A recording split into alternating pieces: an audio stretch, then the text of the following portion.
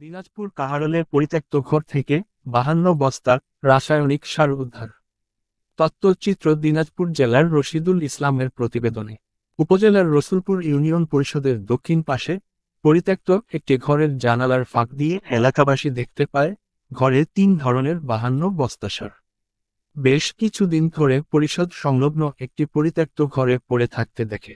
বিষয়টি গত 1 জানুয়ারি 25 বুধবার সংশ্লিষ্ট ইউনিয়ন পরিষদের প্যানেল চেয়ারম্যান মোহাম্মদ রাসেলকে সহ অন্যান্য সদস্যদেরকে এলাকাবাসী অবগত করলে তাৎক্ষণিক প্যানেল চেয়ারম্যান ও ইউনিয়ন পরিষদের প্রশাসনিক কর্মকর্তার মোহাম্মদ হুমায়ুন কবির ঘরের তালা ভেঙে প্রবেশ করে।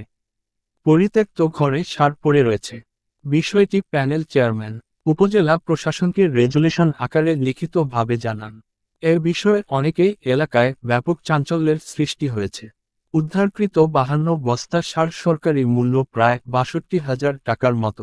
গত শনিবার 4 জানুয়ারির বেলা 3টায় উপজেলা নির্বাহী অফিসার মোহাম্মদ আমিনুল ইসলামের সাথে মুঠোফোনে কথা হলে তিনি বলেন, রসুলপুর ইউনিয়ন পরিষদের সারের বিষয়ে উপজেলা প্রশাসনের পক্ষ থেকে উপজেলা কৃষি অফিসার মল্লিকা রানী সেহানবিশকে আহ্বায়ক করে 5 সদস্য বিশিষ্ট একটি তদন্ত কমিটি গঠন করা হয়েছে। দ্রুত সময়ের মধ্যে তদন্ত প্রতিবেদন দেওয়ার জন্য বলা হয়েছে বলে তিনি জানিয়েছেন। নাম হলো বলেয়া, থানা হলো কাহারোল, জেলা হলো দিনাজপুর। আচ্ছা, ধন্যবাদ আপনাকে। আচ্ছা, ঠিক।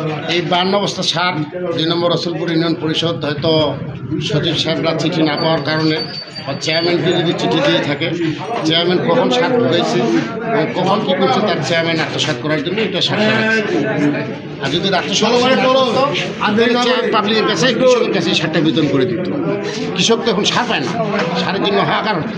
মানে আপনি বলতেছেন যে এই সারটা সাবেক যে সঞ্জয় মিত্র চেয়ারম্যান ছিল উনি আত্মসাৎ করার জন্য এই সারটা রাখছিল, এটাই তো? এটাই 100%। আপনার নাম কি যেন? আমার নাম খড়গমোহন রায়, গ্রাম হলো বলেয়া, থানা হলো কাহারোল, জেলা হলো দিনাজপুর। আচ্ছা, ধন্যবাদ আপনাকে। আচ্ছা।